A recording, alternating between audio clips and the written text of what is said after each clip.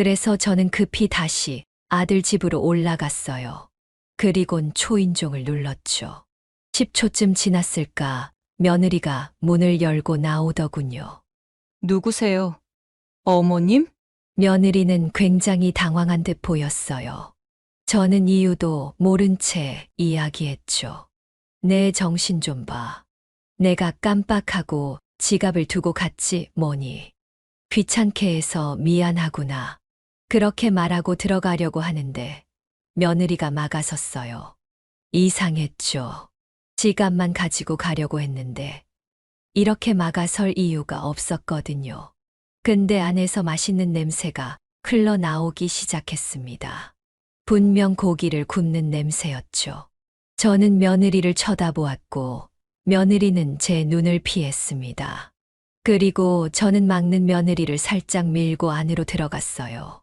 들어가니 아들이 한우를 구워 먹고 있었습니다. 아들은 굉장히 당황하더군요. 엄마 아직 안 갔어? 저는 정말 어처구니가 없었습니다. 밥 먹었다면서. 아들은 대답하지 않았습니다.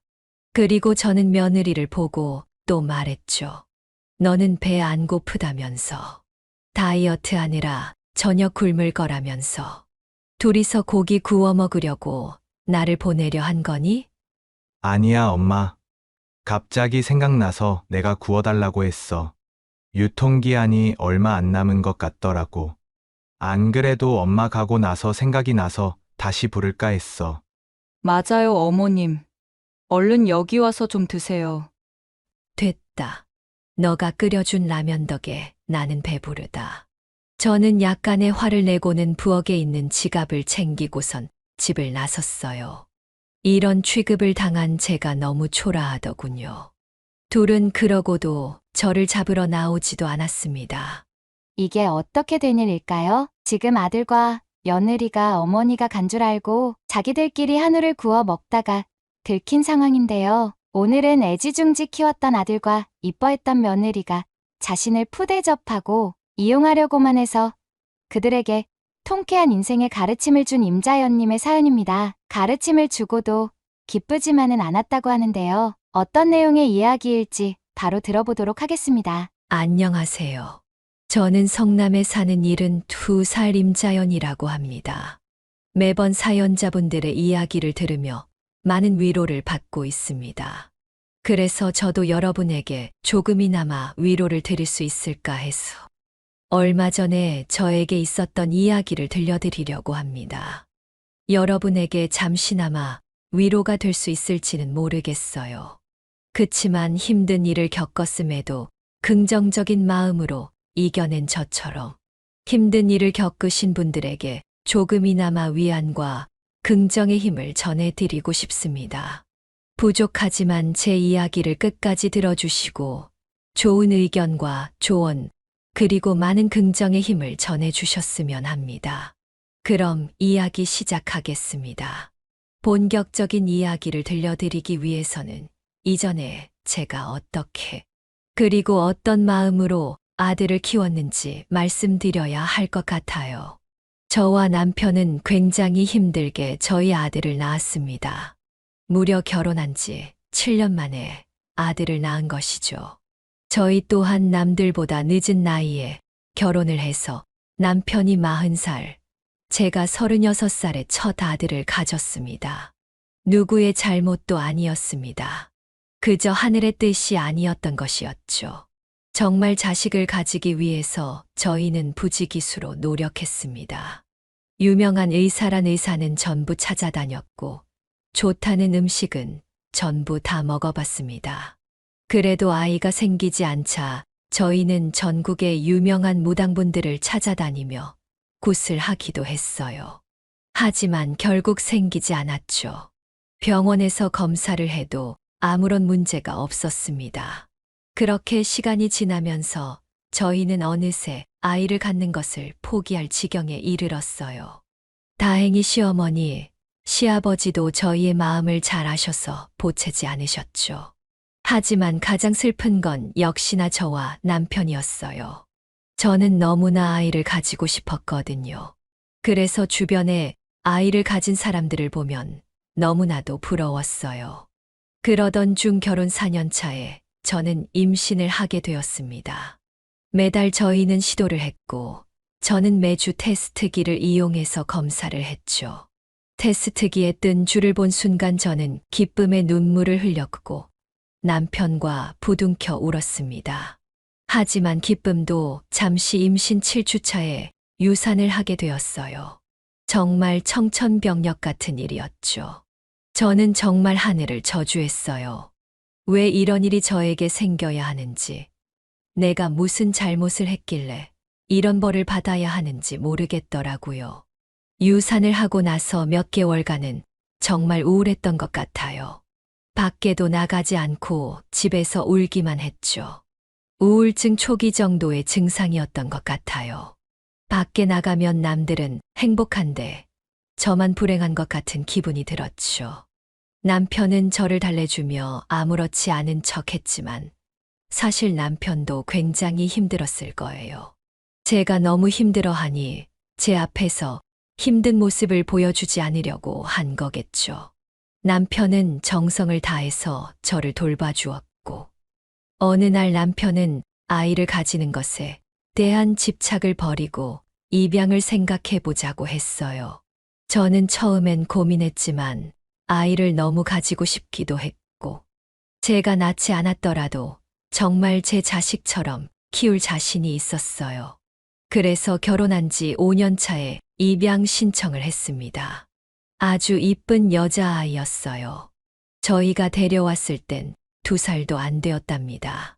잘 아는 분이 입양하는 절차를 알려주었고 소개도 해주셔서 무사히 진행할 수 있었어요. 그렇게 저희는 그 아이에게 지은이라는 새로운 이름을 지어주었고 가슴으로 낳은 딸을 가지게 되었습니다. 너무 행복했어요. 더 이상 바랄 게 없었죠. 제가 낳지 않은 자식이라 마음이 안 갈 거라고 걱정했던 것과 달리 정말 빠르게 정이 들었어요. 그 아이는 저를 보고 웃어주었고 그때부터 그 아이는 제 세상이 되었습니다. 언제 그랬냐는 듯 우울증도 싹 사라졌고 저와 남편의 관계도 무척 좋아지기 시작했어요. 그런데 정말 신기한 일이 일어났습니다. 지은이를 키운 지 1년이 되었을 때 제가 임신을 하게 된 것이었어요. 정말 말도 안 되는 일이었죠. 병원에서 제가 나이도 있고 유산 경험도 있기 때문에 임신할 확률은 극히 드물 거라고 이야기했기 때문이었어요. 저는 너무나도 기뻤지만 한편으로는 걱정이 되기 시작했어요. 한 번 유산을 했던 경험이 있었기 때문이었어요. 남편은 이번엔 괜찮을 거라며 저를 다독여 주었습니다.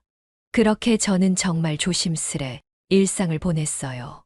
최대한 제 아기에게 나쁜 영향을 미치지 않도록 했죠. 그렇게 12주차가 지나면서 의사가 안정기에 접어들었다고 이야기를 들었습니다. 저와 남편은 정말 너무나도 기뻤했습니다. 지은이도 동생이 생긴다는 걸 알았는지 매번 제 배에 기대 아기 소리를 들었어요. 지은아, 그래, 너의 첫 번째 동생이란다. 남동생이야. 태어나면 잘 해줄 수 있지.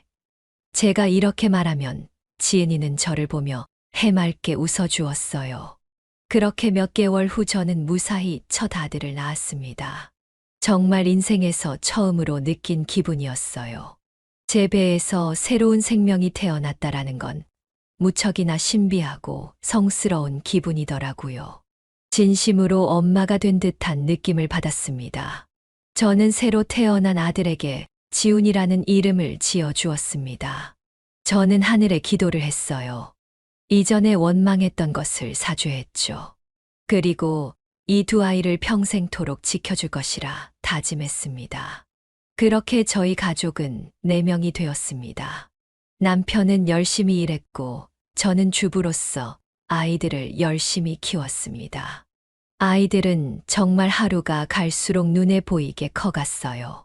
금방 걷기 시작했고 말을 하기 시작했으며 유치원에 입학하고 학교에도 입학하게 되었습니다. 저희 집은 항상 웃음이 가득했어요. 저는 더 이상 바랄 게 없었습니다. 시간이 멈췄으면 하는 생각이 들 정도로요. 아이들이 금방 커가는 게 정말 서운하더라고요. 두 아이는 제 걱정과 달리 정말 잘 커주었어요. 지은이가 고등학생이 되었을 때 저와 남편은 지은이를 불러 입양했다는 사실을 알려주었습니다. 평생 숨길 수 있는 일이 아니었기에 어느 정도 딸이 컸을 때 말해주기로 했었거든요. 저와 남편은 지은이가 그 사실을 알고 나서 저희를 싫어할까봐 혹은 친부모를 찾으러 가겠다고 할까봐 노심초사했습니다. 하지만 지은이는 저희가 생각했던 것보다 정말 마음이 깊은 아이였더라고요. 처음에 이야기를 들었을 때는 충격을 받은 듯 했지만 곧 그 사실을 받아들였고 저희 마음을 알아주었어요. 우리가 너를 입양한 사실을 너가 알았다고 하더라도 우리가 부모 자식이라는 사실엔 변함이 없어. 그저 처음만 조금 달랐을 뿐이야. 굉장히 사소한 이유란다. 그래, 지은아. 우리는 너를 변함없이 사랑한다. 누가 뭐래도 너는 우리 딸이야. 어머니, 아버지 고마워요. 제게 부모님은 어머니, 아버지밖에 없어요. 절 믿고 말해줘서 고마워요. 정말 다행이었습니다. 하지만 도리어 충격은 아들이 받은 것 같았습니다. 어렸을 때는 굉장히 친하게 지냈지만 아들은 점점 누나를 무시하고 피하기 시작했어요. 딸은 최대한 다정하게 동생을 대하려 했지만 아들은 받아주지 않았습니다. 저희가 중재를 하려고 하기도 했지만 통하지 않더라고요. 몇 번은 진짜 딸도 아니라는 심한 말을 했어서 남편이 혼찌검을 내기도 했습니다. 저와 남편은 둘의 사이가 걱정이었지만 아들이 나이가 들어 성인이 되면 괜찮아질 거라 생각했어요. 그렇게 아들과 딸은 성인이 되었고 딸은 대학을 졸업한 뒤 부동산 중개사 시험에 합격해서 어린 나이에 중개사가 되었습니다.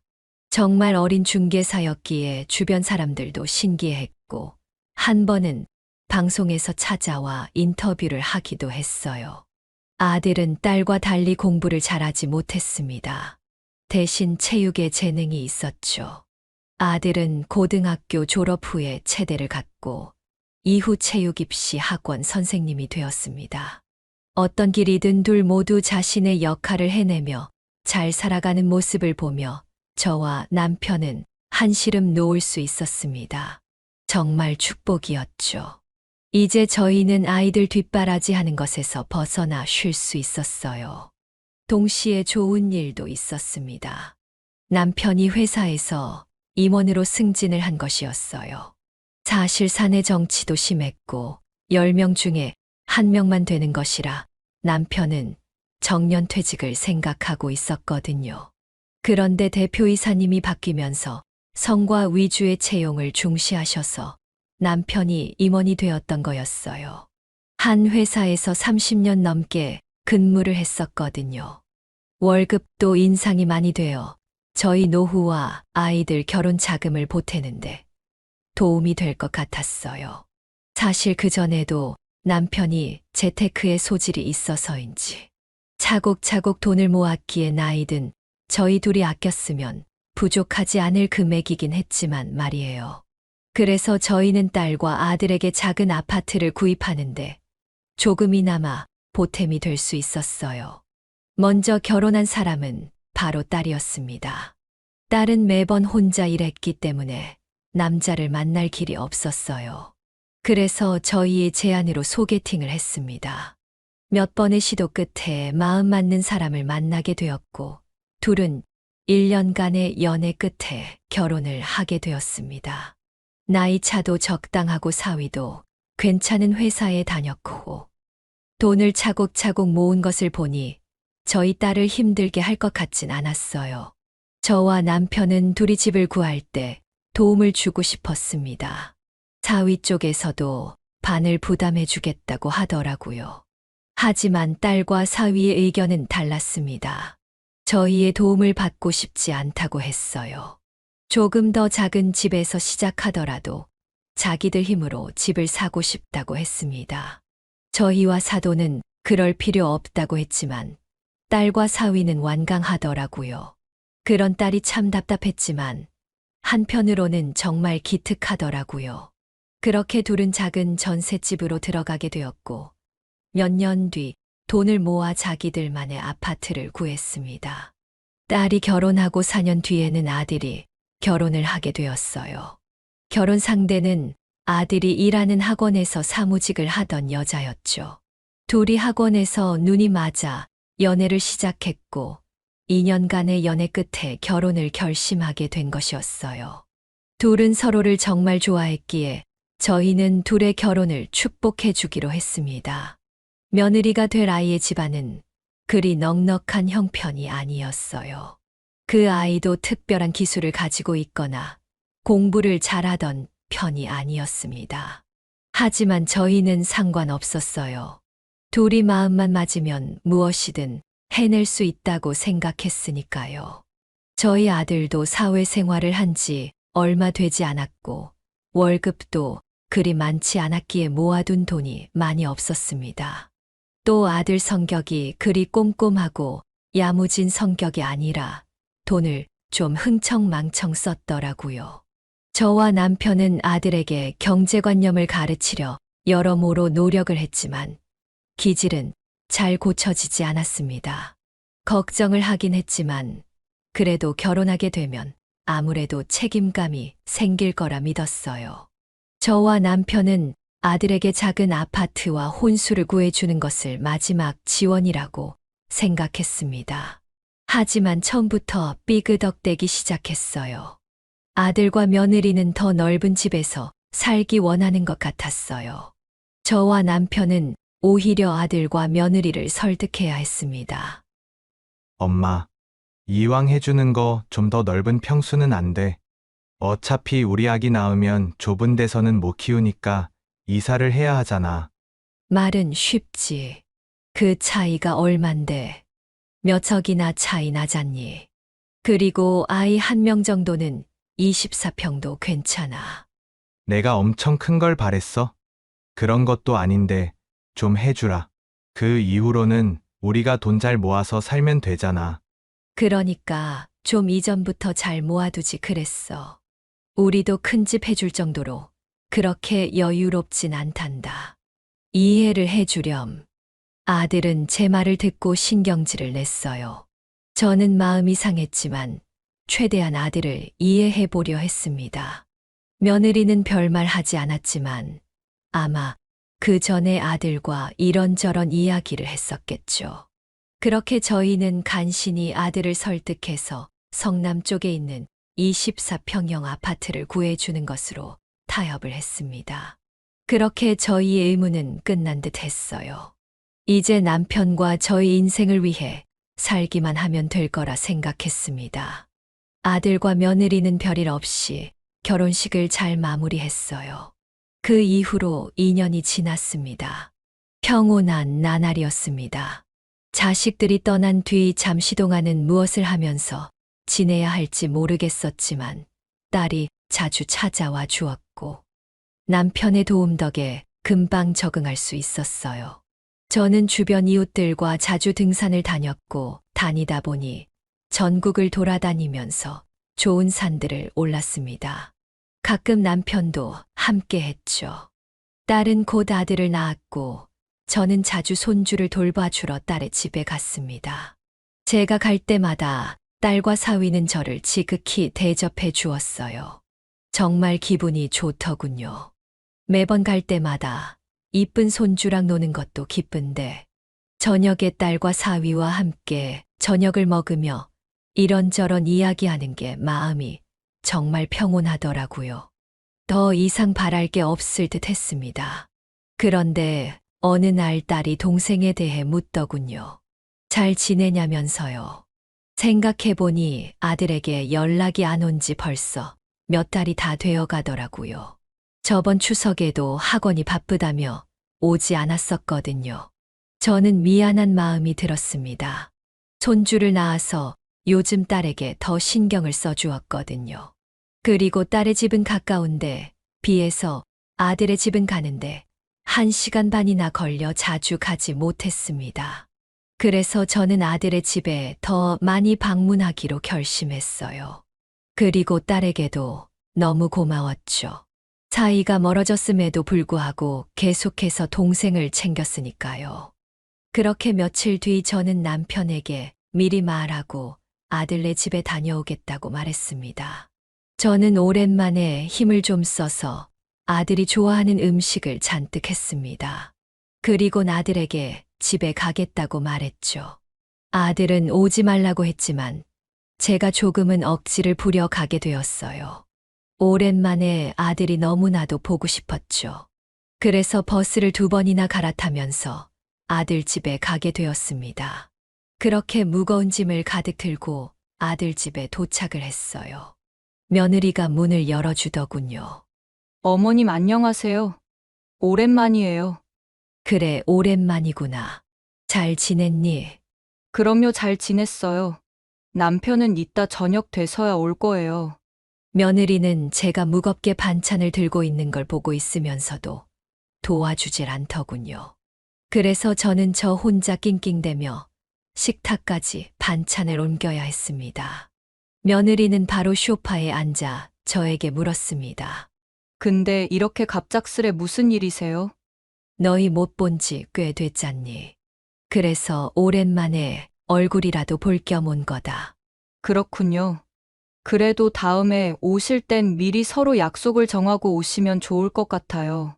저는 그 말을 듣고 잠시 벙쪘습니다. 제가 잘못 들었나 했죠. 제가 조금 억지를 부려왔다고 해도 저런 식으로 말하는 건 도의에 어긋나는 듯 했습니다. 하지만 저는 별말하지 않고 웃음으로 넘어갔죠. 며느리는 슬슬 거실로 오더니 제가 싸온 반찬을 구경하기 시작했어요. 와, 엄청 많이 싸우셨네요. 제가 좋아하는 파김치도 해오셨구나. 잘 먹을게요, 어머님. 그래, 맛있게 먹으렴. 다 먹으면 또 해주마. 며느리는 반찬을 냉장고에 다 집어넣고는 저에게 물을 떠다 주었어요. 그제야 한숨 돌리겠더라고요. 저는 물을 한 번에 들이키고는 소파에 앉았죠. 근데 며느리가 당황한 표정으로 저를 봤어요. 저는 며느리가 왜 그렇게 당황한 표정을 짓는지 몰랐죠. 그래서 물었습니다. 아가, 무슨 일 있니? 왜 그래? 아, 더 있다 가실 생각이세요? 그래도 아들 얼굴은 보고 가야 하지 않겠니? 저녁도 같이 먹으면 좋고. 아, 그렇군요. 저는 어머니가 반찬 주시러 오신다길래 주시고 바로 가시는 줄 알았거든요. 저는 너무 당황했어요. 어떻게 반응해야 할지 모르겠더라고요. 며느리가 그 뒤에 말한 내용은 더 어이가 없었습니다. 어머니가 저녁 드실 줄 몰라서 아무것도 준비 안 했는데 어쩌죠? 괜찮다. 내가 싸온 반찬이랑 먹으면 되지. 밥만 푸면 된다. 아니요, 밥도 안 해놔서요. 뭐, 그럼 지금 하면 되잖니. 30분 정도면 되잖아. 그러자 며느리는 똥 씹은 표정을 하더군요. 정말 귀찮다는 표정이었어요. 저는 그때 약간 기분이 상했어요. 하지만 오랜만에 본 며느리에게 티를 내고 싶지 않았습니다. 그래서 말했죠. 그럼 밖에서 먹을까? 주변에 맛있는 곳 있니? 며느리는 그것도 싫은지 저에게 말했습니다. 어머니 그러지 마시고 라면 드시는 게 어때요? 어머니가 주신 파김치에 먹으면 진짜 맛있을 것 같아서요. 제가 어제 TV에서 기가 막힌 라면 레시피를 봤거든요. 라면, 끓여 먹는 라면 말하는 거니? 네, 맞아요. 난 라면 별로 안 좋아하는데. 그냥 밥을 먹으면 안 될까? 그러지 마시고 한번 드셔보세요. 진짜 맛있을 거예요. 남편도 밖에서 먹고 온다고 하던데 그냥 간단히 먹어요. 저는 그렇게까지 말하는 며느리에게 뭐라고 할 수 없었어요. 그래서 라면을 끓여달라고 했죠. 며느리는 웃으며 부엌에 가서 라면을 끓였습니다. 그리고는 곧 라면과 제가 가져온 파김치를 저에게 주더군요. 근데 기가 막힌 레시피라고 했으면서 계란 하나도 넣지 않은 일반 라면이더라고요. 이게 무슨 레시피니? 그냥 라면 아니야? 일단 드셔보세요. 국물이 다를 거예요. 저는 반신반의한 채로 국물을 마셨습니다. 보통의 라면이더군요. 똑같은데 뭐가 다르니? 이걸 모르시겠어요? 어머니 진짜 모르신다. 여기다가 참치 액젓 한 수저 넣으면 국물 맛이 엄청 깊어져요. 참 어이가 없었습니다. 이건 누가 봐도 저를 무시하는 처사였어요. 더군다나 며느리는 자기 거는 안 끓여왔더라고요. 너는 안 먹니? 저는 갑자기 배가 안 고파서요. 요즘 다이어트도 하고 있어서 그냥 저녁 굶으려고요. 그리고 라면은 하나만 끓여야 진짜 맛있는 거거든요. 맛있게 드세요, 어머니. 저는 정말 어이가 없었지만 그래도 참고 먹었습니다. 아들 집에 와서 라면을 먹게 될 줄은 정말 몰랐죠. 저는 반도 먹지 못한 채 라면을 남겼습니다. 며느리는 제가 라면을 남긴 걸 보고 또 언짢은 표정을 지었죠. 그래도 제가 저녁을 먹으러 온 건 아니니 얼른 아들의 얼굴만 보고 가야겠다고 생각했습니다. 1시간 뒤 아들이 왔더군요. 저는 너무 반가워 아들을 안으려 했지만 아들은 싫은지 저를 밀어냈습니다. 엄마, 이렇게 멀리까지 왜 왔어? 너 보고 싶어서 왔지.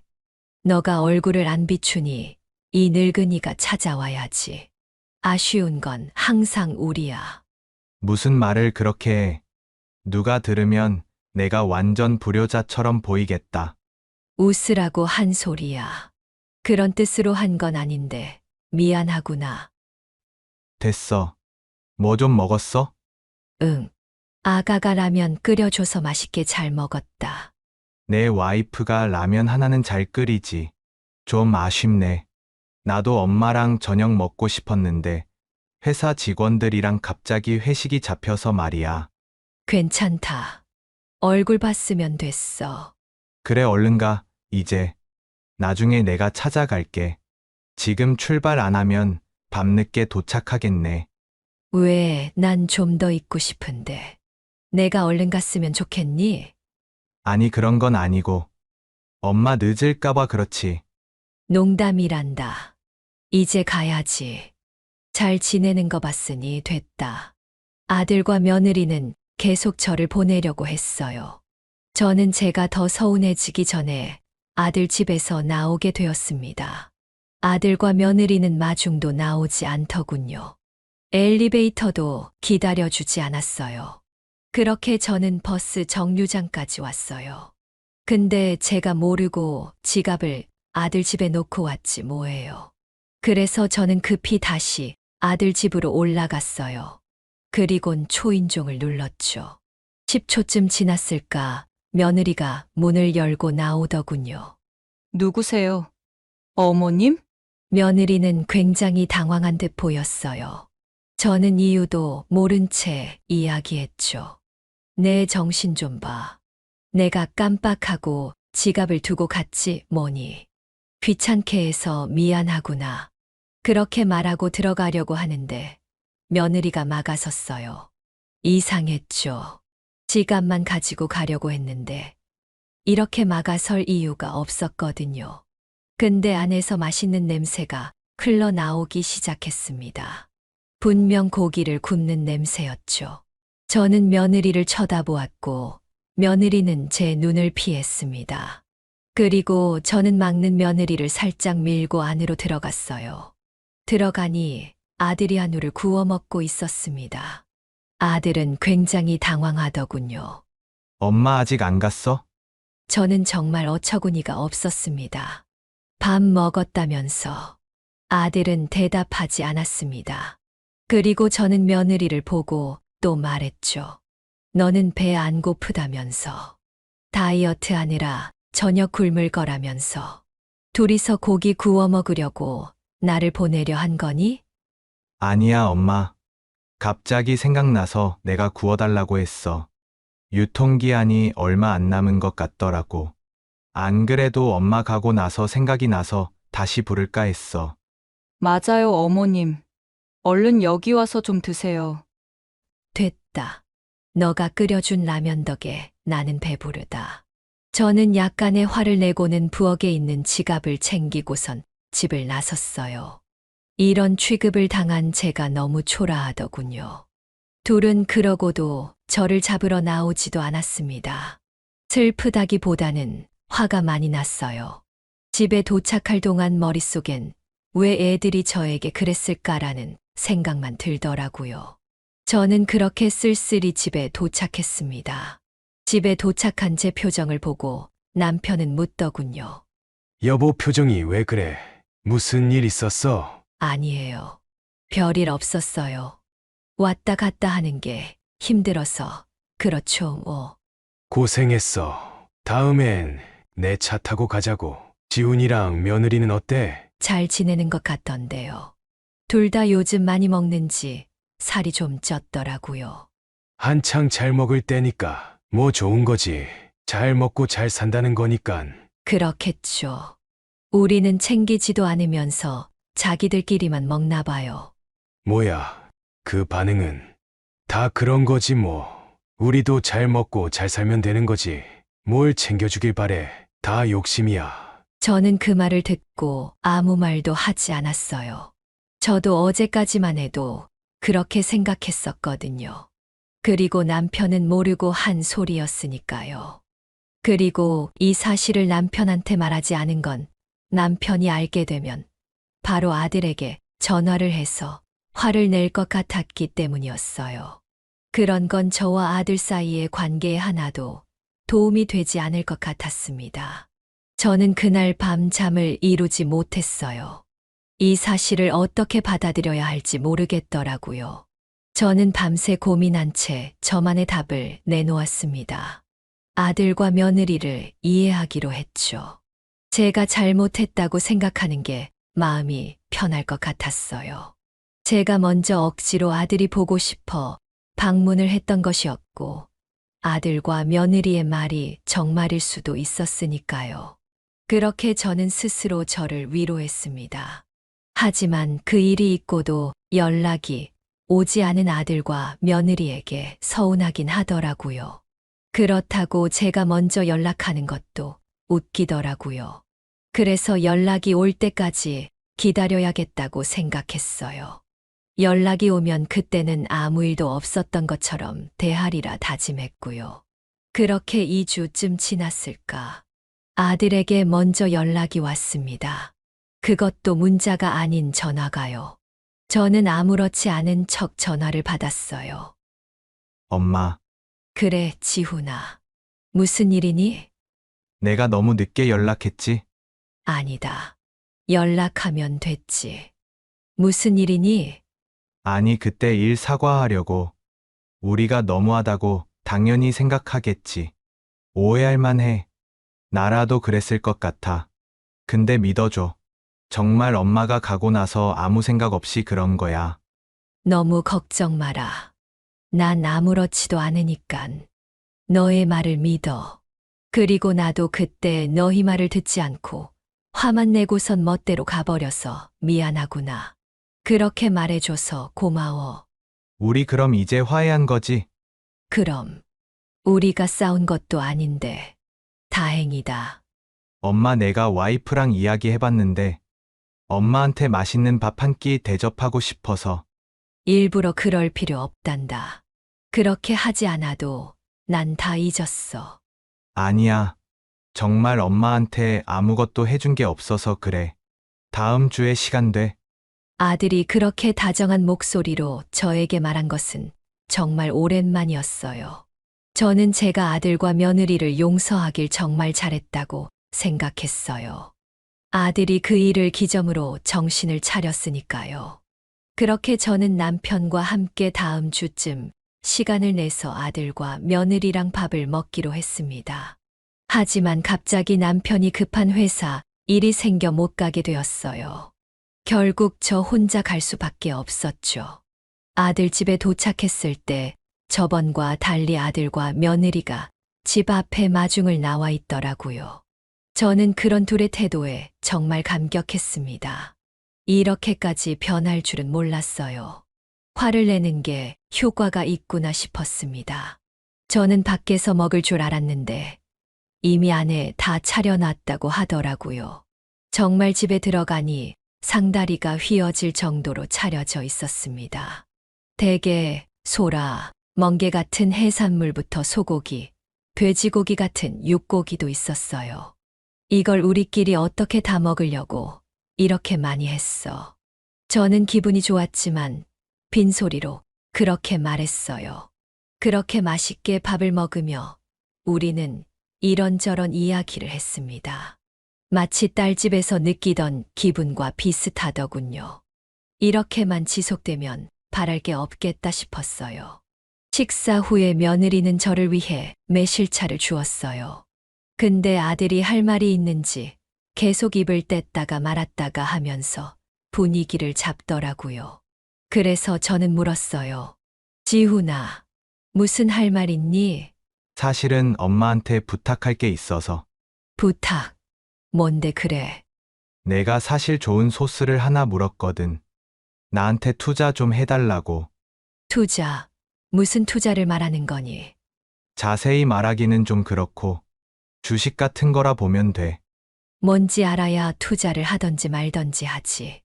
엄마는 잘 모를 텐데, 요즘 코인이라고 디지털 화폐라는 게 있어. 그게 미래를 여는 열쇠라고 많이들 이야기해.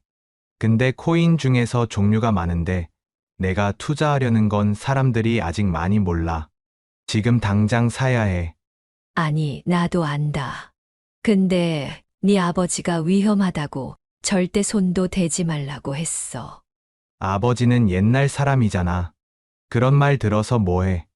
얼마나 필요한데. 많으면 많을수록 좋은데, 한 3억? 뭐, 3억. 그런 돈이 우리한테 어딨니? 누나 집 해주려고 했던 돈 있잖아. 안 돼. 그건 네 누나 나중에 필요할 때 주려고 놔둔 거란 말이야. 그니까 나한테 투자해서 몇 배로 돌려주면 되잖아. 그러다 잃으면 너가 책임질 거야? 잃을 일이 절대 없어. 나 한번 믿어봐. 안 된다. 너무 위험해. 엄마. 지금 나랑 누나랑 차별하는 거야? 누나가 하라고 했으면 바로 했을 거면서. 왜 나는 안 되는데? 그게 무슨 소리야. 네 누나는 그런 얘기를 나한테 하질 않는데. 누나가 아파트 해달라고 했으면 34평짜리 해줬을 거잖아. 어떻게 그런 말을 할 수 있니? 네 누나는 우리 지원도 안 받았는데. 아, 몰라. 무조건 해줘. 이번 기회 놓치면 다음 기회는 언제 올지 모른단 말이야. 나 혼자 결정할 순 없어. 네 아버지와 상의를 해봐야 해. 아버지가 그걸 허락해 주겠어? 아, 진짜 짜증나네. 말이 안 통한다 말이. 뭐, 너 말 다 했니? 맞잖아. 그럼 내 유산을 먼저 준다고 생각해. 재산 미리 물려준다고 생각하면 되잖아. 그게 나한테 할 소리니? 나한테 물려줄 돈 있잖아. 미리 준다고 생각하라고. 저는 더 이상 아들의 말을 들어줄 수 없었어요. 정말 말도 안 되는 일이었죠. 며느리는 계속 옆에서 아들의 편을 들며 투자를 권유했죠. 저는 그제서야 깨달았어요. 아들과 며느리가 저한테 친절하게 대했던 이유를요. 아들은 처음부터 제가 아닌 저의 돈이 필요했던 거였습니다. 저는 너무 배신감을 느꼈어요. 애지중지하면서 키운 아들이 저를 이렇게 대하다니요. 어떻게 제가 직접 낳지 않은 딸이 저한테 훨씬 더 잘하고 제가 직접 낳은 아들이 저를 돈으로만 생각할 수 있는지 말이에요. 저는 아무 말 없이 자리에서 일어나 자리를 떴어요. 저는 집으로 가면서 어떻게 해야 할지 고민하기 시작했어요. 남편에게 말하기에는 너무 일이 커질 것 같았죠. 그때 생각난 게 저희 딸 지은이었어요. 지은이라면 저를 위로해주고 좋은 방법을 말해줄 것만 같았습니다. 그래서 집에서 좀 떨어진 곳에서 내린 뒤 걸어가며 딸에게 전화를 걸었어요. 딸은 제 이야기를 듣고 대신 화를 내주더군요. 박지훈, 걔 지금 제정신이에요. 어떻게 어머니한테 그럴 수 있죠? 그렇게 말해줘서 고맙구나. 사실 어떻게 해야 할지 모르겠다. 지금도 계속 문자로 돈 달라고 재촉을 하고 있어. 지훈이는 지금 내가 아니라 내 돈만 원하고 있단다. 엄마 된 도리로서 아들 교육을 너무 잘못 시킨 것 같아. 지금이라도 아들에게 인생을 가르쳐야 할 텐데. 맞아요. 어머니가 너무 오냐오냐 키우셨어요. 그러니까 그렇게 버릇이 없죠. 지금이라도 똑바로 인생은 그렇게 사는 게 아니라는 걸 알려줘야 해요. 무슨 방법이 있니? 어머니, 마음부터 똑바로 잡으셔야 해요. 마음 약해지지 않게요. 그러면 제가 하자는 대로 한번 해보실래요? 어떻게 하면 될까? 딸의 말은 제가 더 아들을 멀리하고 냉정하게 대하라는 거였어요. 그리고 저와 남편을 위해서 돈 쓰는 모습을 아들에게 보여주라고요. 그러면 아들은 더 난리를 칠 거라고요. 그러더라도 더 마음을 굳게 먹으면 언젠가 아들이 자신의 잘못을 깨달을 거라는 거였습니다. 저는 딸의 말을 믿고 그렇게 해보기로 했습니다. 아들은 그날 이후 저에게 더 공격적으로 돈을 요구하기 시작했어요. 남편이 알까봐 직접 찾아오지는 않았지만 계속 전화와 문자를 했죠. 저는 아무 답도 하지 않았고 전화도 받지 않았어요. 그렇게 시간은 지나갔고 제사가 있는 날이었어요. 원래 아들은 제사에 잘 참여하지 않았는데 그날은 참석했더라고요. 아들은 오자마자 절 노려봤어요. 저는 알면서도 모른 척 했습니다. 제사하기 전 가족끼리 점심을 먹으러 가는데 아들이 딸의 차를 봤어요. 뭐야? 누나 차 새로 뽑았어? 이거 비싼 차잖아. 응, 엄마가 사줬어. 뭐라고? 엄마가 사줬다고? 왜? 그럼 안 돼. 너는 엄마한테 아파트도 받아놓고 그거에 비하면 엄청 싼 거지. 아들은 저를 또 노려보았어요. 저는 아무렇지 않은 척 했습니다. 사실 마음속으로는 굉장히 떨렸어요. 일부러 아들을 자극하는 것 같아 양심의 가책을 느끼기도 했죠. 하지만 아들을 위한 일이라 생각하고 참아냈어요. 그리고 저녁이 되었고 저희는 제사를 지냈죠. 아들은 계속 남편 몰래 저와 대화할 순간을 기다리는 듯 했습니다. 저는 잠시 슈퍼를 다녀오겠다며 일부러 자리를 만들었죠. 그러면 그렇지 아들은 저를 따라 나오더군요. 그리고 1층에 도착하자 저를 붙잡았어요. 엄마, 어떻게 그럴 수가 있어? 누나한테는 저렇게 잘해주면서 나한테는 왜 안 해줘? 나한테는 땡전 한 푼 안 주면서 자식끼리 차별하는 거야? 어떻게 엄마가 돼서 그럴 수가 있어? 그럼 안 되니? 내 돈인데. 너는 너 돈으로 나나 남편 그리고 누나한테 뭐라도 해준 게 있어. 나도 네가 네 돈 어디다 쓰는지 관여 안 하는 것처럼 너도 안 해줬으면 좋겠는데. 엄마는 엄마잖아. 자식을 위해서라면 뭐든지 할 수 있어야 하는 거 아냐? 그건 해도 내가 할 말이지. 너가 할 말은 아닌 것 같은데. 그리고 이미 늦었다. 나는 이미 내 남은 재산 모두 네 누나에게 주기로 했어. 다음 주에 변호사 만나서 증여계약서 쓰기로 했다. 이제 어떡할래? 너가 나한테 얻을 건 아무것도 없는데. 만약 조금이라도 원하면 네 누나한테 가서 말하렴. 아들은 그 말을 듣고 한순간 멍하게 있더라고요. 믿을 수 없는 눈치였어요. 그러더니 아파트 단지에서 큰 소리를 지르더라고요. 저는 그런 아들의 모습을 보고 무서웠지만 그래도 참았어요. 아들은 한숨을 몇 번 푹푹 내쉬더니 저한테 와서 말했어요.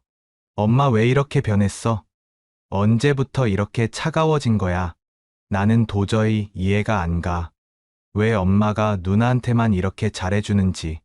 까놓고 말하면 누나는 엄마 진짜 딸도 아니잖아. 남의 자식이잖아. 나야말로 엄마가 힘들게 낳은 진짜 자식이잖아. 저는 제가 지금 무슨 말을 들었는지 했어요. 돈에 눈이 멀어 지금 자신이 무슨 소리를 하는지도 모르는 듯 했습니다. 저는 저도 모르게 손을 들어 아들의 뺨을 때렸어요. 너무 화가 나서 제가 의식한 행동이 아니었습니다. 제 인생 처음으로 누군가를 때린 거였어요. 그것도 아들을 때린 거죠. 저는 너무 화가 나서 아들에게 말했어요. 살면서 할 말이 있고 안 할 말이 있는 거다. 너는 지금 하지 말아야 하는 말을 했어. 너의 누나는 내가 낳지 않았지만 누가 뭐래도 내 딸이다. 너랑 마찬가지로 가장 소중한 내 자식이야. 내가 너를 잘못 키운 것 같구나. 너야말로 이제 내 자식이 아니다. 너가 무슨 잘못을 한지 알 때까지 날 찾아오지 말거라. 아들은 아직도 저에게 맞은 것이 믿기지 않는 듯 했어요. 한 손으로 자기 뺨을 만지며 그 자리에 그대로 서 있더군요. 그날 아들은 며느리를 데리고 먼저 집으로 향했어요. 딸 지은이는 저에게 무슨 일이 생긴지 알았는지 말없이 저를 안아주더라고요. 그렇게 며칠이 지났습니다. 지은이의 말대로 아들은 그 이후로 계속 전화와 문자를 했습니다. 저는 하나도 받지 않았어요. 아들이 정말로 깨달을 때까지 저의 결심은 절대 흔들리지 않았죠.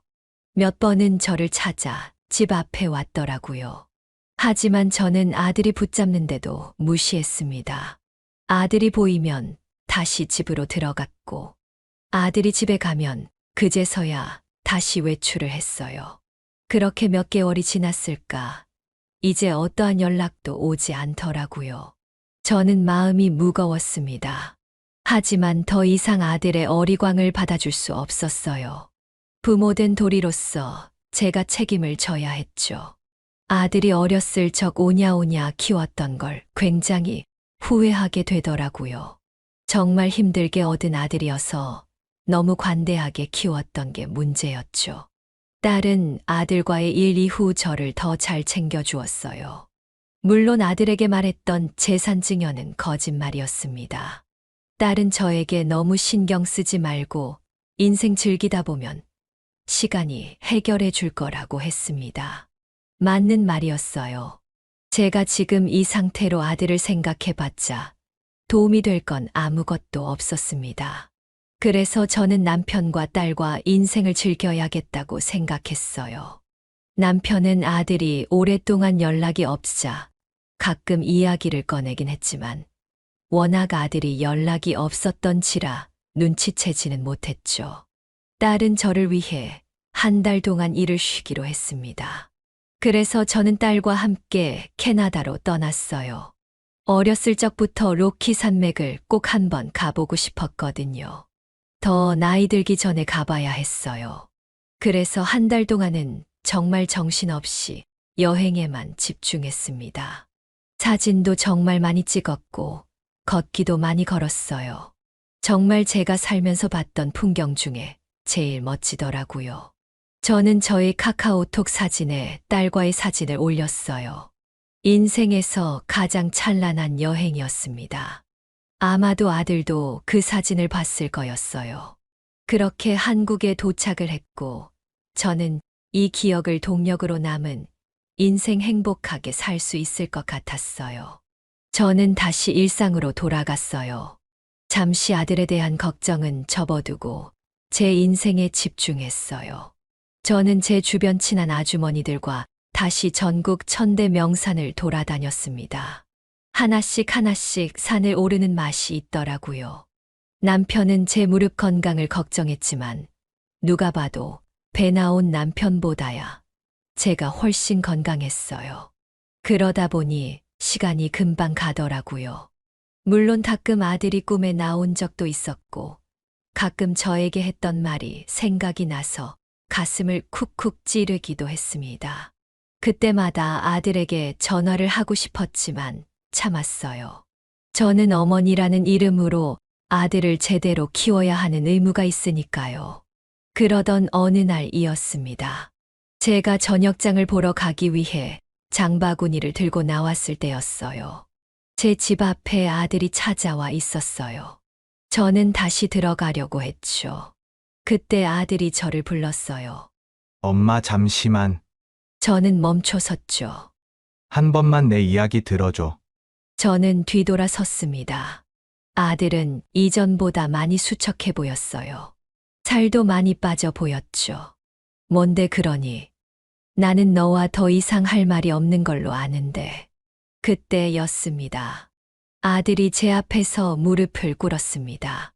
저는 너무 깜짝 놀랐죠. 그래서 일으키려 하는데 꿈쩍도 하지 않았어요. 엄마 미안해. 내가 잠시 어떻게 됐었나 봐. 내가 돈에 눈이 멀었었어. 엄마가 나한테 주는 사랑이 당연한 거라고 생각했어. 한 번만 용서해줘. 한 번만 더 기회를 주면 다시는 그러지 않을게. 일단 일어서라. 여기서 이러지 말고. 아들은 제가 이야기를 들어줄 것처럼 보이자 그제서야 일어섰어요. 근데 내가 널 어떻게 믿니? 지금만 이렇게 하고 나중에 바뀔 수도 있잖니. 그런 사람들 나는 정말 많이 보아왔단다. 그래, 엄마 말이 맞아.